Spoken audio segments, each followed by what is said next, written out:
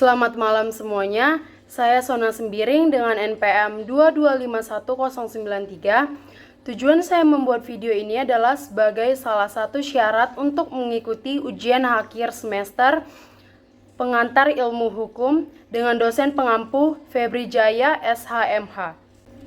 Sebelum saya membahas mengenai satu perkara atau satu kasus yang saya ambil, saya akan menjelaskan mengenai mazhab atau aliran hukum. Yang pertama, aliran hukum alam.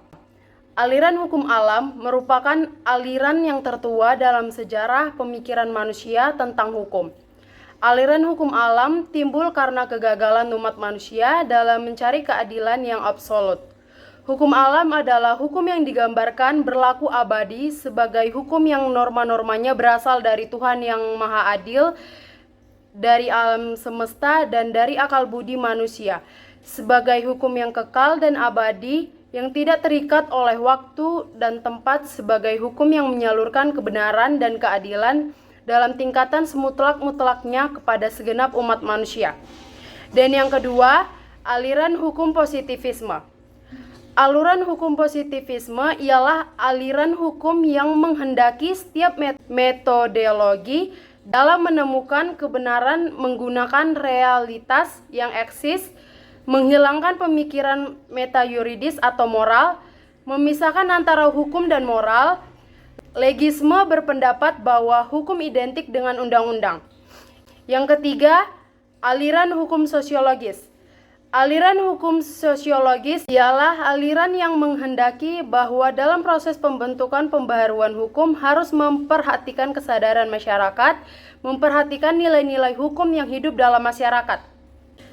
Yang menjadi perbedaan dari ketiga aliran ini ialah jika hukum alam itu hukum atau normanya berasal dari Tuhan, hukum positivisme ialah hukum yang ditetapkan dalam undang-undang, maka hanya peraturan perundang-undangan yang disebut hukum. Sedangkan hukum sosiologis merupakan hasil interaksi sosial dalam kehidupan masyarakat, di mana hukum adalah gejala masyarakat. Hukum tidak perlu diciptakan oleh negara, karena hukum bukan merupakan pernyataan-pernyataan, akan tetapi terdiri dari lembaga-lembaga hukum yang diciptakan oleh kehidupan golongan-golongan dalam masyarakat. Contoh perkara yang saya ambil adalah kasus korupsi dana bantuan sosial.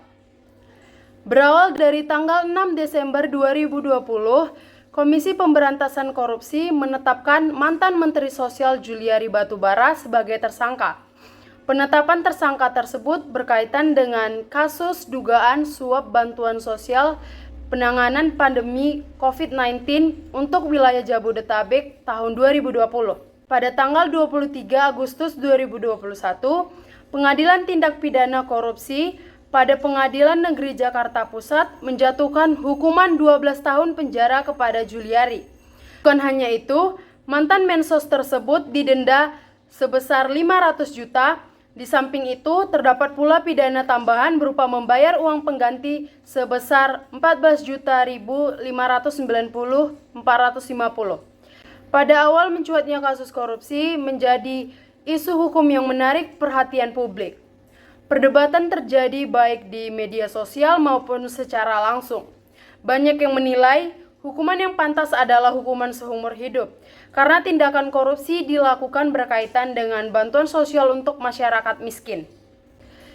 Jika dikaitkan dengan kasus tersebut, mantan Menteri Sosial Juliari Batubara harus bertanggung jawab dan mendapatkan hukuman atas perbuatan yang ia lakukan kala itu. Sesuai dengan aliran hukum positivisme, hukum adalah perintah yang bersifat memaksa, bijaksana, dan adil atau sebaliknya. Perspektif yang paling baik untuk menyelesaikan perkara tersebut ialah aliran hukum positivisme, di mana aliran hukum positif memandang bahwa semua persoalan di masyarakat harus diatur dalam hukum tertulis. Hukum berjalan dari atasan atau superior dan mengikat atau mewajibkan bawahan atau inferior. Itu saja yang bisa saya sampaikan terkait satu perkara yang saya pilih sebagai bahan UAS. Jika ada salah kata, mohon dimaafkan. Sekian dari saya, terima kasih.